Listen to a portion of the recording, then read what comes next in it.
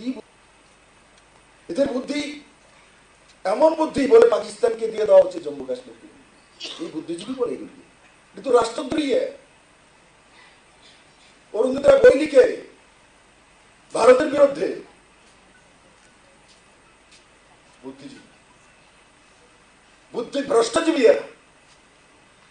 তার জন্য বুদ্ধিজীবী কাকে বলে তাদেরকে সম্মান করা নরেন্দ্র ভাই মোদী দেখিয়েছে। ভারতীয় জনতা পার্টি সরকার আসার পর দেশকে দেখিয়েছে, দুনিয়াকে দেখিয়েছে।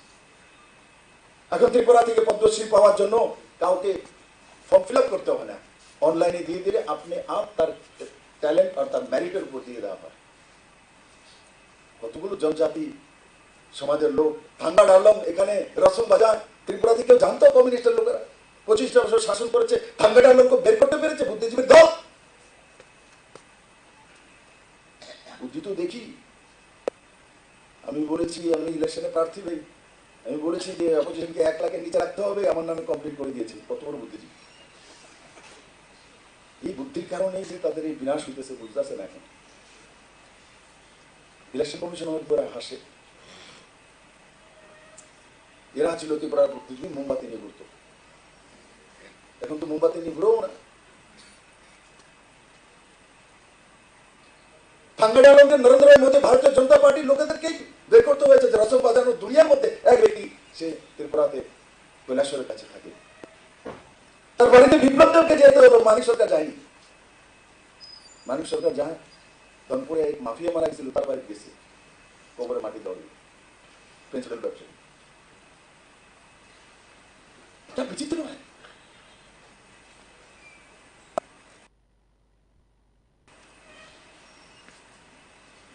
তারপর বেনিচন্দ্র জমাতিয়া, আমি 5 জন পদ্মশ্রী পেয়েছি এই 6 বছরের মধ্যে। 5 জন, এবারে 2টি পেয়েছি। রেখা চাকমা শান্তিকালী আশ্রমের চিত্ত মহারাজ। সমাজের লোক মানে শান্তিকালী মহারাজকে। চিত্ত মহারাজ বলিদান দিয়েছেন ইনসার্জেন্সির সময়, ওনার গুরুকে AK-47 মারা হয়েছে। সমাজের জন্য কাজ করতেন। ভারতীয় জনতা পার্টি আর নরেন্দ্র ভাই মোদীর সরকার যখন আসে তখন নির্ণয় এই ধরনের হয়। কমিউনিস্টরা তাদের ক্যাডারের বয়স কত হয়েছে, ক্যাডারশিপের তার উপর নির্ণয়। আজকে বুদ্ধিজীবীর পরিভাষা পাল্টিয়েছে ত্রিপুরা।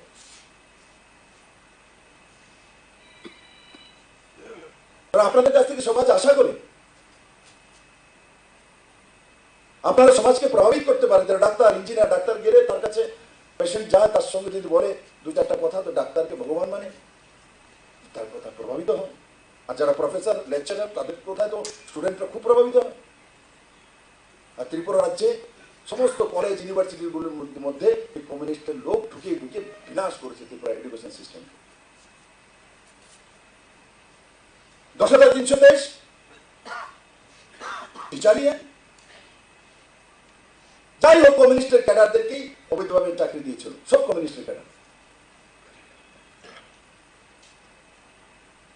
এক বুদ্ধিজীবী চাকরি দিয়েছে, আরেক বুদ্ধিজীবী পাইছে। তাদের চাকরিগুলি কে খেয়েছে? আরেক বুদ্ধিজীবী, যার বাবার CRPF দিয়ে অহরজীবীরা আবার এক লোক হয়েছে আমার বিরুদ্ধে। খাওয়ানোটা দেন না, কি ওরা বুদ্ধিজীবীরা হাসে না? দেখো দেখো সার্কাসের সিপাহী বলা যেমন দরকার নেই, এটি দেখেন, এটি সার্কাস, এটি ছেড়ে দিন সব। 10,323 কেস ওই করেছে। আমি তো এবার জিজ্ঞাসা করবো, বলে 10,323 ভাইয়েরা কই আছো দেখো, এরা দিছিল আর এরা খাইছে। এর মধ্যে একজন আমার লোক প্রার্থী হয়ে দাঁড়াইছে, তারা তোমরা ভোট দেও লাগবো কয়, এবার হাত ছিনলে ভোট দাও, তারা চাকরি গেছে। কি দুর্দশাতি বাচ্চা গেছে মাঝখানে বিজেপি আসাতে, পদ্ম বলে ভোট দেওয়ার সুযোগ পাইছে। কমসে কম নিষ্ঠার সহকারে পদ্মফুলটার মধ্যে ভোট দেওয়ার অধিকারটা প্রয়োগ করতে পারে, নাহলে দুর্দশা অন্যরা। আজকে যদি বিজেপি না আসতো আর সিপিএম কংগ্রেস একটা ইয়া, তাইলে 80 দাঙ্গার সময় যার ছেলেরে খুন করা হয়েছে, যার বাড়ি লুটপাট করা হয়েছে, যারা এনএলএফটি তৈরি করেছে, যারা এটিটিএফ তৈরি করেছে, যারা শহীদ মিনার বিচ্ছিন্ন মনুতে 14 জনকে নৃশংসভাবে খুন করে চিদাম্পালকে, ঝর্ণাদাস পাল বৈদ্যজি কই আমার বোন, চিদাম্পালকে খুন করেছে। এখন ঝর্ণাদি কেমনে ভোটটা দিব আসিস চারে তাহলে স্বামীর খুন করছে তারা। বুদ্ধিজীবী করোনা আমার কি অবস্থা। আমি তো ঝর্ণাদি একটা ফোন করুন, দিদি কই দেবেন ভোট আপনি? আপনার তো আমার দিকে ভোটার, আপনার হাজবেন্ডরে যারা মারছে এত প্রার্থীও নেই। সাধ্য শান্তি তো আপনি করছেন, ওখানে যাবেন কো? আর মানিকদার তো কইয়া লাভ নেই। আমি মানিকদাকে সম্মান করি, মানিক সরকারকে, 4 বারের মুখ্যমন্ত্রী, 25 বছরের টানা সরকার, পলিটব্যুরোর সদস্য।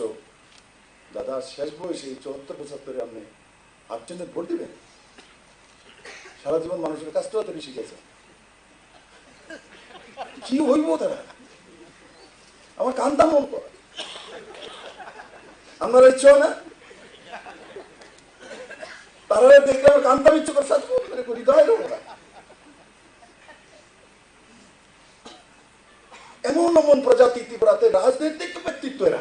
আমি যখন এসেছিলাম, মানিক বাবু তো পরে এসছে, ডাক্তার মানুষ, তেনারে খুব জ্বালাইছে। সিপিএম মানানা বললে তেনারে বহু কষ্ট দিছে, টেস্ট করে তেনে বাচ্চা রয়েছে, আমার মুখ্যমন্ত্রী হয়ে গেছে। বেশি জ্বালাইছে, মুখ্যমন্ত্রী হয়েছে। এরা মানুষের কাছে কিভাবে যাবে? আমরা যখন শুরু করেছিলাম 2015-তে, আমি দিল্লি থেকে এসে ঘুরছি, বলতে এটা বড় করে ঘুরতেছে নম্বরটা বলে ঘুরি। আরেকটা যখন তারা লোক উৎসব দিছে, কয় এত আধা বাংলা কয় আধা হিন্দি কয়, এত বাংলাও বলতে পারে না। ঠিক আছে, তোমরা পারো, এত পারছো, পারতে পারতে জীবন কমিউনিস্টে সরাইতে পারছো না। কারণ কি, লালসটা, জিব্বাটা তো এত বড়। চাকরি লাগবো রাতের অন্ধকারে, मानिक सरकार फोन किया ट्रांसफर लगभग। विप्लव देव ने एक लेटर भी नहीं लिखा मानिक सरकार को कभी भी, तो ये काम मुझे चाहिए, तो भी चेंज हुए। ईमानदारीते काज करी, তখন আমাদেরকে বলা হয়েছিল এর সঙ্গে কে ভাই, কেউ নেই, একটা এমএলএ নেই, কোনো বুদ্ধিজীবী নেই, কোনো কিছু নেই। পরে না অরুণোদয় সাহা আমাদের সঙ্গে আইছে, বাড়িটা দিছে আমার থাকার লিগে, ইলেকশন প্রচার করার লিগে। বুদ্ধিজীবী বুঝাইছে যে আইতে আছে দেয়ালে বাড়িটা।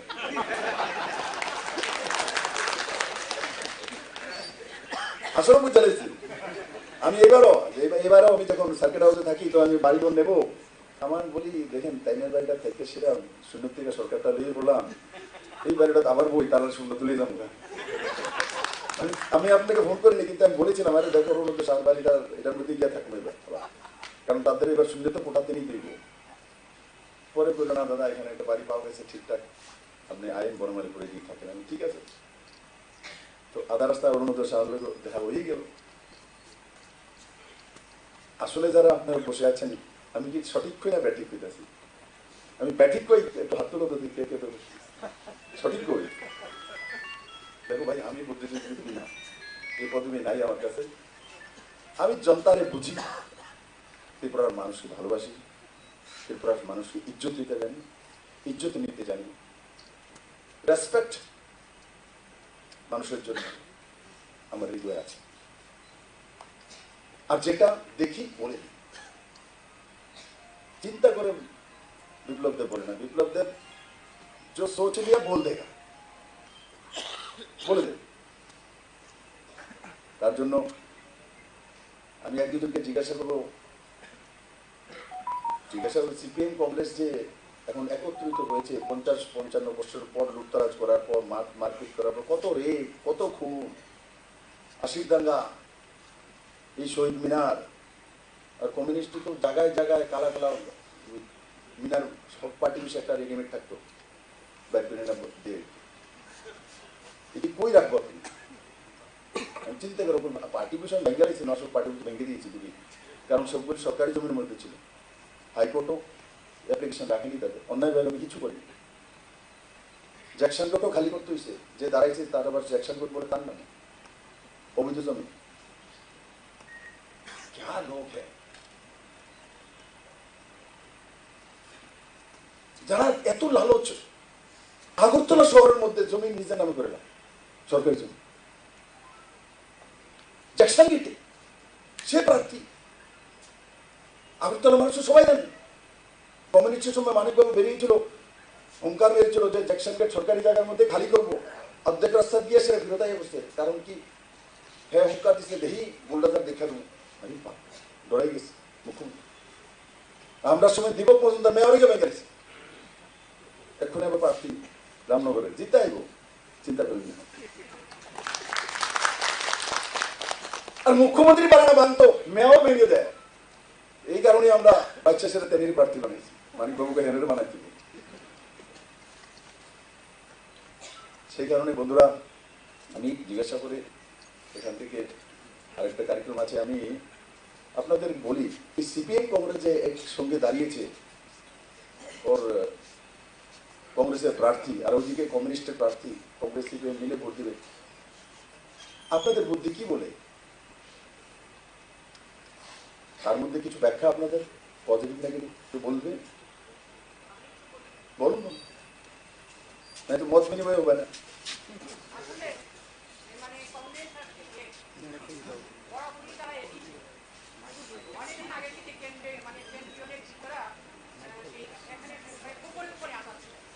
সাধারণ যে কংগ্রেসি কর্মীরা সেটা বুঝতে পারি, যার ফলে ওরা 3 একর দিন ওরা খেটে গিয়েছে, মাছ খেয়েছে, পিঠা খেয়েছে, অনেকের স্বামী হারিয়েছে, অনেকের ভাই হারিয়েছে, অনেকের ছেলেকে হারিয়েছে।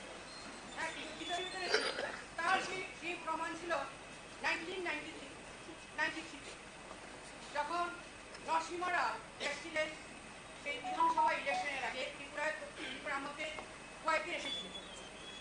তখন ছিল বিধানসভার 24 নম্বর বিধানসভায় উনি জনসভা করেছিলেন। উনি সেখানে এসে সিপিএমকে কোনো আঘাত করেন, উনি করেছিলেন বিজেপিকে। কিন্তু সত্যি কথা বলতে কি, তখন বিজেপিকে একদম অনুবীক্ষণ যন্ত্র দিয়ে দেখতে হতো ত্রিপুরার। কোনো বিজেপির মানে মুসলিমে কয়েকজন লোক ছিলেন বিজেপি, আর নরসিংহরা আঘাত করেছিলেন সেই বিজেপিকে, সিপিএমকে কিছুই বলে। তারপর 5 বছর পর পর সেই কংগ্রেসি কর্মীরা কাজ করে গেছেন, কিন্তু বিশ্বাসঘাতকতা করেছেন দিল্লির কংগ্রেস সরকার। সেই সোনিয়া গান্ধী আসবেন, সেই আস্তাবল ময়দানে অনেক প্রচার করা হচ্ছে। তারপর দেখা গেছে যে জনসভার 4-5 দিন আগে উনি নাকি অসুস্থ আসতেন। এইভাবে 8-13 এইভাবে চলে গেছে। তারপরে আমরাও ব্যতিগ্রস্ত হয়ে গেছি। সে প্রতি সময় ইলেকশন যখন রেজাল্ট আউট হচ্ছে, আমাদের বাড়ি ছেড়ে চলে যেতে হচ্ছে। তারপর সেই 2018 সালে যখন সেই অশুভ শক্তিকে পরাস্ত করেছেন সেই বিজেপি সরকার, রামচন্দ্র যেমন 108টা পদ্মফুল দিয়ে রাবণকে বধ করেছিলেন, সেইভাবে আমাদের সেই মোদীজির নেতৃত্বে ত্রিপুরার বিজেপির কর্মীরা বা বিজেপির যে আজকে মন্ত্রী হয়েছেন, এমএলএ হয়েছেন, ওনাদের অক্লান্ত পরিশ্রমের সহযোগিতা এবং আমাদের কার্যকর্তার সহযোগিতা 2018 সালে সেই 108টা পদ্ম চিহ্নে যে রাবণ যেমন অশুভ শক্তিকে পরাস্ত করে শুভ শক্তি আমাদের উপহার দিয়েছিলেন, সেই রকম বিজেপি সরকারও অশুভ শক্তিকে পরাস্ত করে পদ্মফুল দিয়ে আমাদের সেই শান্তির বাতাবরণ ত্রিপুরায় পৌঁছে দিয়েছেন। এখন আমরা যদি বলি আমরা কিছু পাইনি, সেটা ভুল কথা। আমরা সবচেয়ে যে বড় একটা জিনিস পেয়েছি সেটা পেয়েছি শান্তি। 1947 সালে ভারতবর্ষ স্বাধীন হয়েছিল, কিন্তু আমরা মনের দিক দিয়ে স্বাধীন ছিলাম না, আমরা পরাধীনই থেকে গিয়েছিলাম। সেই বিজেপি সরকার আমাদের বাঁচার অধিকারটা, স্বাধীনতার অধিকারটা দিয়েছে। আর তাছাড়া মোদীজি আমাদের মহিলাদের 33% সংরক্ষণ করেছে, যেখানে মহিলারা, আমার মনে হয় আমি একটু ইন্ডিকেট করতে চাই। আপনার কোশ্চেনটা ছিল যে বর্তমান সময়ে যে ইলেকশন এসছে তাতে কংগ্রেস আর নেটের জোটটা সেটা কি এফেক্ট আসতে পারে ইলেকশনের ভোটে। তাতে আমার মনে হয় সেটা কিভাবে করা যায়, আমাদের সেখান থেকে কিভাবে তৈরি করে নিয়ে আসা যায় তাদের ভোটটাকে, যেরকম কংগ্রেসই গত 25 বছর যে ধরনের তারা সিপিএম এর অত্যাচার সহ্য করেছে, তাহলে কি তাদের যে সেই ইমোশনটা সেটাকে জানানোর জন্য জায়গায় জায়গায় একদম গ্রাসরুট লেভেল পর্যন্ত তাদের কর্মীদেরকেও মানে মনে করিয়ে দিতে হবে সেই পিরিয়ডটা তারা যে ব্যাক পিরিয়ডটা কী ছিল সেটাকে খুব ব্যাপকভাবে প্রচার প্রসার করতে হবে। ঠিক বলে, ঠিক বলে। হ্যাঁ বলি।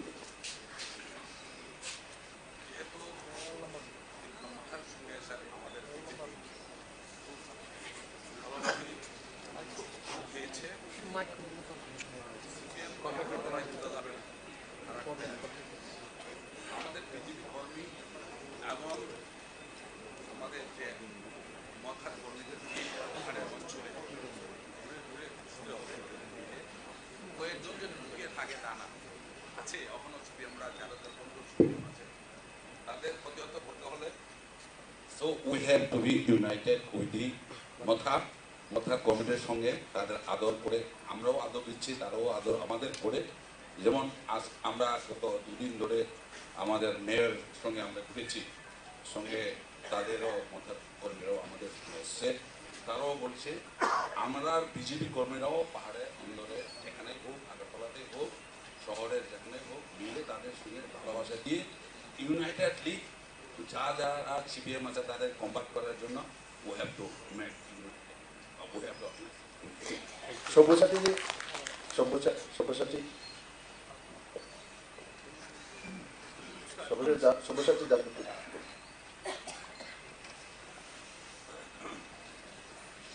আমি ঠিক আপনার এই প্রশ্নটার উত্তর না, আমি হয়তো একটু ডিফারেন্ট বলতে চাই।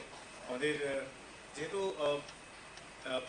বিকশিত ভারত নিয়ে অনেক কথা হচ্ছে, অনেক ভিশন ডকুমেন্ট আমাদের তৈরি হচ্ছে, সবগুলিকে একত্রিত করে আমি খুব চেষ্টা করছিলাম বোঝার জন্য, করার জন্য। ইন্ডিভিজুয়ালি যখন আমরা এই সবগুলি ডিফারেন্ট জিনিসকে দেখছি, খুবই ভালো লাগছে আমাদের দেখতে। মানুষ সমাজ পরিবর্তনের কথা বললেন স্যার শুরুতে। সমাজটা শুধু মানুষকে ছাড়া যারা বলতে পারছে না, মানে তাদের ভয়েস নেই, আমি ওদের বিষয়ে একটু হাইলাইট করতে চাইব। পশু পাখি হোক বা বন্যজন্তু হোক, এদের আমাদের এই ডেভেলপমেন্ট করতে গিয়ে ইকোসিস্টেমের অ্যাজ এ হোল যে দেখাটা দরকার, সেজন্য আমাদের মনে হয় পলিসি মেকার হোক বা ডিসিশন মেকার হোক বা আপনারা যারা ল বানাচ্ছেন, ল মেকারসরা, ওদের কাছে সবার সামনে একটা ড্যাশবোর্ড থাকা খুব প্রয়োজন। যে যখন ইন্ডিভিজুয়াল প্রজেক্টের কোনো ডিসিশন নিচ্ছি আমরা, ওই ডিসিশনগুলি নেওয়ার সময় যেন আমরা বাকি অন্য বাস্তুতন্ত্র বা ইকোসিস্টেমের উপর কী ধরনের প্রভাব পড়ছে বা কী হচ্ছে, ওইটা যেন ইনস্ট্যান্টলি আপনারা মানে আমরা সবাই জেনে ডিসিশনটা নিতে পারি। তো একটা ড্যাশবোর্ড যেটা নর্মালি খুব সিলেক্টেড লোকের কাছে থাকে, ওইটা না থেকে যদি আমাদের সবার কাছে, নর্মাল গবেষকরা, আমরা সিটিজেনরা, আপনারা সবার কাছে থাকে, তাহলে অবশ্যই আমরাও দেখতে পারবো যে কী ডিসিশন হচ্ছে, কি করে, তাতে করে আমাদের যে এত বড় বড় পরিকল্পনাগুলি বাস্তবায়িত হচ্ছে ওইটাও আমরা জানতে পারবো। আবার যদি সবাই দেখতেও পারবো যে ডিসিশনগুলি ঠিক বা বেঠিক পথে চলছে কি।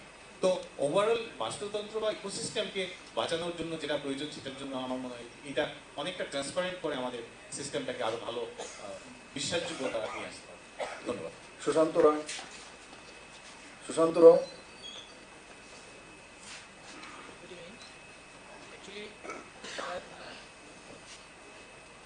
সন্ধ্যা, নমস্কার সবাইকে। আজকে যে মত বিনিময় সভা যে বলার জন্য স্পেশালি আমি স্বাস্থ্যক্ষেত্রে বলছি, সারা ভারতবর্ষে ঠিক বলা ঠিক হবে না, বিশ্বের মধ্যে যে মাননীয় প্রধানমন্ত্রী যে স্বাস্থ্য বিমা যোজনা চালু করেছিল, PMJY, প্রাইম মিনিস্টার জন আরোগ্য যোজনা, এই ক্ষেত্রে আমাদের ত্রিপুরা রাজ্যে এখনো পর্যন্ত যে কার্ড ইস্যু হয়েছে তার মধ্যে 99% রেসিপিয়েন্ট স্যার আমরা ত্রিপুরা রাজ্য হয়েছে।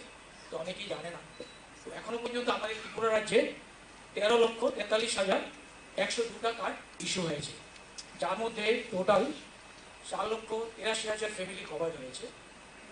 ত্রিপুরা রাজ্যের মানুষের কথাই বলছি। এবং ট্রিটমেন্ট এটার সুবিধা পেয়েছে 2,79,000 লোক আমাদের ত্রিপুরা রাজ্যে এটা থেকে সুবিধা পেয়েছে। কিন্তু প্রধানমন্ত্রী জন আরোগ্য যোজনা যেটা ছিল, এটা শুধু BPL ভুক্ত পরিবারদের জন্যই ছিল। তো এই কথা ভেবে আমাদের মাননীয় মুখ্যমন্ত্রী professor doctor Manik Saha sir, উনি দেখতে পেয়েছেন যে BPL ছাড়াও আমাদের ত্রিপুরার অধিকাংশ লোক গরিব শ্রেণী, যাদের মাতা পিতা বা নিজের আপনজন অসুস্থ হয়, প্রপার ট্রিটমেন্ট করতে পারে না, সেজন্য ওই ভেবে আমাদের ত্রিপুরাতে এই প্রথম সেম প্রাইম মিনিস্টার জনআরোগ্য যোজনার মতো চিফ মিনিস্টার জনআরোগ্য যোজনা চালু 2023 যেটা শুভারম্ভ হয়েছিল 15 ফেব্রুয়ারি 2024 সূচনা করেছে।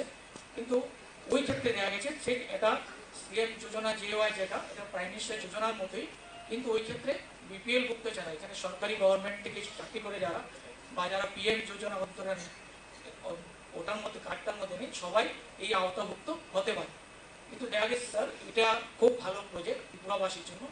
আমাদের যে ত্রিপুরার সবাই একটা ইচ্ছা ছিল যে স্বাস্থ্য ক্ষেত্রে যাতে একটা সুন্দর একটা পরিবেশ সৃষ্টি হোক, সবাই যাতে ট্রিটমেন্ট নিতে পারে, ওই ক্ষেত্রে এই প্রকল্প খুবই ফলপ্রসূ এবং ফলদায়ক। কিন্তু এটা রিসেন্টলি শুরু হয়েছে, কিন্তু ওই ক্ষেত্রে দেখা গেছে যে মানুষের মধ্যে অনেকটা কনফিউশন আছে। এটা নিয়ে কনফিউশন বলতে অনেকে বুঝতে পারছে না, বলছে এটা বলে কী হবে কী হবে। তো আমরা যখন ফিল্ডে অনেক সময় কথা বলি দেখছি যে বেশিরভাগ প্রশ্ন থাকছে যে আমরা ত্রিপুরাতে একটা ফেসিলিটি পাবো বা বাইরে গেলে পাবো কিনা, ওইটা একটা বহুত কনফিউশন সবার মধ্যে। ওই ক্ষেত্রে আমি বলছি যে যদি ব্লক লেভেলে ওই ধরনের একটু প্রচার ভালো হয় যে সিএমটা খুব ভালো, এবং আমি মনে করি যে ভারতের মধ্যে এই ত্রিপুরাতে আমাদের মাননীয় মুখ্যমন্ত্রী যেটা চালু করেছেন সবার জন্য উপকৃত হবে, আগামী দিনে এটা আরও ভালো ফলপ্রসূ হবে। এবং ত্রিপুরার যে প্রাইম মিনিস্টার জনকে যে আমাদের যে কভার করেছে চালকে, এছাড়া যে বাকি যে আমাদের 20 লক্ষ পরিবার আমরা এই আওতার মধ্যে আনতে পারব।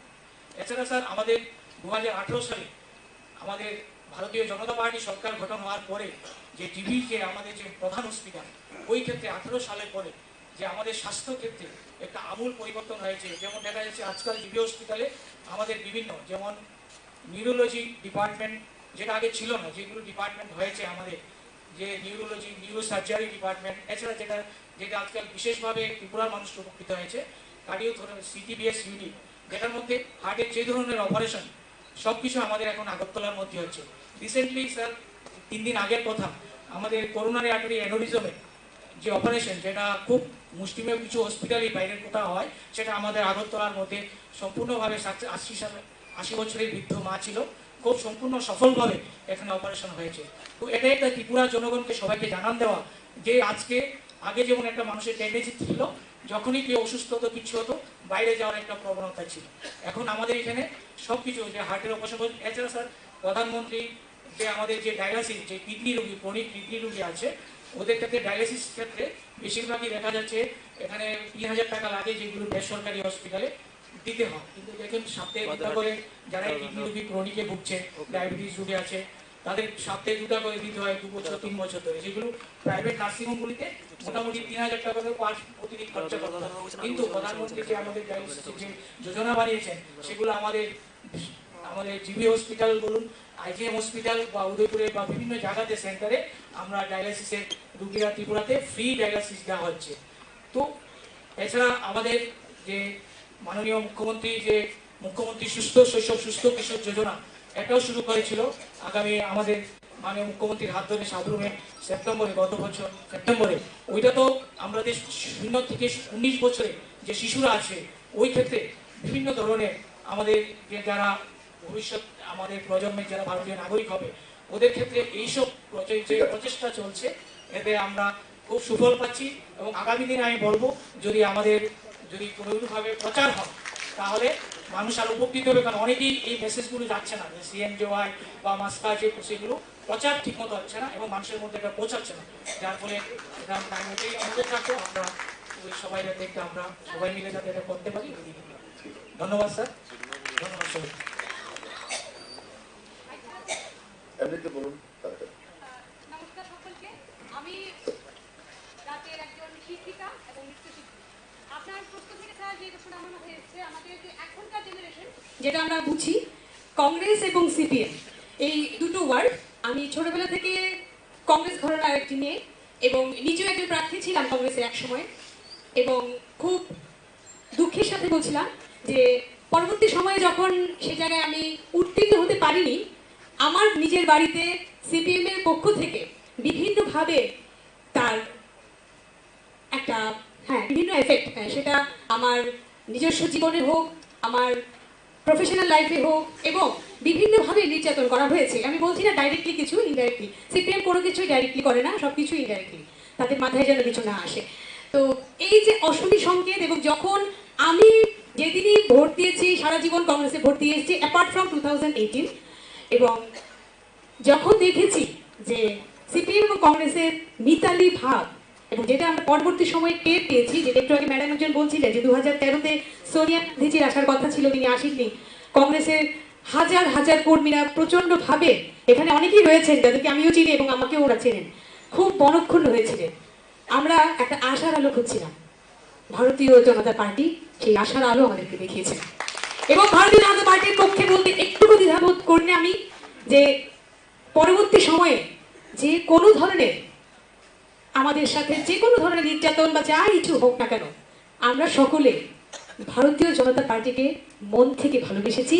আমরা চেয়েছি আমাদের জন্য নির্ভীক, নিরহংকারী এবং এমন একজন নেতা আমাদের সামনে আসুক যারা আমাদের ত্রিপুরা রাজ্যকে সত্যিকারের তিলোত্তমা রাজ্যে পরিণত করবে, এবং ভারতীয় জনতা পার্টি সেটাই করেছে। তো সুতরাং এই মিতালিকে আমি এবং আমার মতো অনেকেই অশনি বলেই জানি, সুতরাং আমরা এটাকে বর্জন করি। ধন্যবাদ। ঠিক আছে, আমি শুনেছি, বলেছেন সবকিছু আলাদা আলাদাভাবে পেশ করেছেন। আমি ওই দিদির কাছ থেকে একটু বলে এখান থেকে আমাকে যেতে হবে। কিন্তু ওই সময় এরা করেছিল, আসলে আপনাদের এখানে যারা নেতৃত্ব দিত তাদের মাঝখানে বলতে, আমি তো, আমার সঙ্গে মন্ত্রীও তো ছিল, আমি এদেরকে দেখেছি। এরা ত্রিপুরার মানুষকে ভালোবাসে না, ত্রিপুরার ডেভেলপমেন্টকে চায় না, ত্রিপুরার নজওয়ানদেরও চিন্তা করে না। পুরো দিনে 1 মিনিটের জন্য এরা এই যে কথাগুলি বললাম এর পরে কোনো চর্চা করে। দ্বিতীয় হচ্ছে কমিউনিস্ট, সারা দিন শুধু মিটিং, পার্টির জন্য, পার্টির সংগঠন কিভাবে বাড়াবে, কাকে লোকসান করতে পারবে, কাকে অসুবিধা করতে পারবে, কার বিয়ে ভাঙ্গানি দিতে পারবে। বিয়ে ভাঙ্গানি কথা মনে করলে তো ওই দিন আমি জানি না, আপনারা হয়তো জানেন, আমি যাচ্ছিলাম আমাদের পালবাবুর টাটা বড় গাড়ি দিয়েছিল, স্বপন পালের বাড়িতে যাচ্ছিলাম, উনি তো স্বর্গবাস হয়ে গেছে। আমার গাড়ির মধ্যে একজন কার্যকর্তা বসানো, তো বলছে জানেন স্যার, স্বপন পালের মেয়ের সঙ্গে না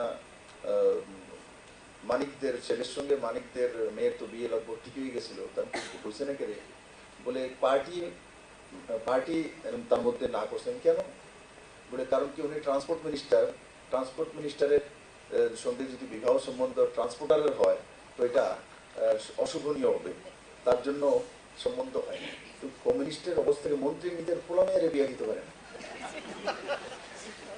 আপনার সঙ্গে মানে কেমন অবস্থা, তো তাদের কাজই কমিউনিস্টেরাও চিন্তা করে না, কমিউনিস্টেরাও চিন্তা করে না। নরেন্দ্র ভাই মোদী ভারতীয় জনতা পার্টির কার্যকর্তারা, আমরা বিপ্লব দেব হোক, ডক্টর মানিক শাহ হোক, রাজীব ভট্টাচার্য হোক, পুরো দিনে একবার কমসে কম 2-4-5 ঘন্টা মানুষের জন্য চিন্তা করি আমরা। ত্রিপুরার কি হবে, ত্রিপুরার জিএসডিপি কিভাবে বাড়তে পারে, ত্রিপুরার নজওয়ানদের জন্য ভবিষ্যতে কি করা উচিত। আমি তো মুখ্যমন্ত্রী থাকাকালীন 1947 পর্যন্ত রোডওয়ে বানিয়ে দিয়েছি, ত্রিপুরার কি হতে পারে। আর সিপিএম এই মানিক বাবু 2017 আর 18 লাস্টের, মানে 2017 লাস্টের দিকে কি বলতেন, উনি রোড ম্যাপ তৈরি করেছেন, কমিউনিস্ট পার্টি 100 বছর থাকবে, খেলা যান না উনি ভাষণ, 100 বছর আরো কমিউনিস্ট পার্টি ত্রিপুরাতে থাকবে। তিনি বুঝতেই পারছেন না বিপ্লব দেব বেরিয়ে গেছে। মানে কেমন তাদের চিন্তা ভাবনা। যদি বলতো যে আগামী 100 বছর যেন আমি ত্রিপুরার নজওয়ানদের জন্য, মহিলাদের জন্য এই চিন্তা করেছি, এভাবে করবো, তাও মুখ্যমন্ত্রী তো দেশের জন্য চিন্তা করবে, মাটির জন্য চিন্তা করবে, নজওয়ানদের জন্য চিন্তা করবে, ভবিষ্যতের জন্য চিন্তা করবে, ভিশনারি হতে হবে। মুখ্যমন্ত্রী বলবে আমার পার্টি 100 বছর ত্রিপুরাতে রাজ করবো, মুখ্যমন্ত্রী সোচ, মুখ্যমন্ত্রী রাজ্যের রাজা হয়, সে নির্ণয় করবে মানুষের ভবিষ্যতের কথা, বর্তমানের কথা। তো আপনাদের দুর্ভাগ্য যে রাজ্যটার মধ্যে এই 35টা বছর এই পার্টিটা রাজ করেছে, আর বাকি অপোজিশনে যে কংগ্রেস, আপনারা হয়তো যারা কংগ্রেস করতেন উপায় ছিল না, তাদের বিরোধ করতে হবে। কিন্তু আপনাদের দুর্ভাগ্য, কংগ্রেসের যে ফ্যামিলি ডাইনেস্টি বসে থাকে, এরা ফ্যামিলি ডাইনেস্টিকেই আগে বাড়ায়। তার কারণে এখানে ফ্যামিলি ডাইনেস্টিকে বসিয়েছিল, আর সেই ফ্যামিলি ডাইনেস্টির যে লোকটা, যে লোক 10 মাসের মুখ্যমন্ত্রী ছিল, এ নিয়েই সেই ব্যক্তি সিএফডি করে আমাদের বনমালীপুরের এমএলএ ছিল, মুখ্যমন্ত্রী ছিলেন সুকুমার সেন, ইমানদার ব্যক্তি, ওনাকে পদচ্যুত করে তারপর সিএফডি এনে তারপর নিপেন বাবুকে ফাইন্যান্স মিনিস্টার বানিয়ে সিপিএম কে শক্তিশালী করে তারপর 1978-এ 56 সিট দিয়ে, কারণ কি সিপিএম কোনোদিনও তখনও আসতো না, তার জন্য এসছে প্রতি কেন্দ্রের মধ্যে 3 জন করে দাঁড়িয়েছি কংগ্রেসের প্রার্থী। ফাঁক দিয়ে কমিউনিস্ট চলে এসছে, বিজেপি ফাঁক দিয়ে আসেনি, বিজেপি 0 থেকে একক সংখ্যার গরিষ্ঠ 54% ভোট নিয়ে এসছে। ত্রিপুরাতে প্রথম যদি কোনো ইলেকশনে বাজিমাত কেউ করেছে সেটা ত্রিপুরার মানুষ, 37 লক্ষ 40 লক্ষ ত্রিপুরার মানুষ করে দেখেছে 2018-তে 0 থেকে সরকার, আর 1.5% থেকে 54% ভোট নিয়ে। তাকে বলে রাজনীতি, তাকে বলে ডেমোক্রেসি, তাকে বলে বাই দ্য পিপল গভর্নমেন্ট। কমিউনিস্টরা কোনোদিন বাই দ্য পিপল গভর্নমেন্ট ছিল না। এক সময় নরসিংহ রাওয়ের কারণ এসেছিল, এক সময় ওনার বাবার কারণ এসছে, আরেক সময় উপদ্রুত মানে রাষ্ট্রপতি শাসন করে ওনাকে এনে দেওয়া হয়েছে। সিপিএম নিজের বলে কোন সময় আছে? আর তারা এই লোকটি আমি দেখছি তো এদের নিজের বল আছে নাকি? তার জন্য আমি আপনাদেরকে আজকে দিন এটাই বলবো, আপনারা আমার চেয়ে বেশি বুদ্ধিমান। আমি যা বুঝি তা বলে দিই। এটা আমি বুঝি এরা দুজনে, এই দুটা পার্টির লিডারশিপই ত্রিপুরার কল্যাণের জন্য ছিল না। একটা ছিল পার্টির কল্যাণের জন্য, আর আরেকটা ছিল তার পরিবারের কল্যাণের জন্য, ব্যক্তি কল্যাণের জন্য। আজকে আপনারা মুক্তি পেয়েছেন নরেন্দ্র মোদী, অমিত ভাই শাহ, ভারতীয় জনতা পার্টি কার্যকর্তাদের কারণে। আপনারাও হয়তো তার মধ্যে আছেন। আমি আপনাদেরকে অনেক অনেক সাধুবাদ জানাই। আর প্রার্থী যখন হয়েছি, ভোট তো চাইবো না, বলবো ত্রিপুরার স্বার্থে, দেশের স্বার্থে নির্ণয় আপনারা নিশ্চিত সঠিক জায়গাতে করুন। ধন্যবাদ।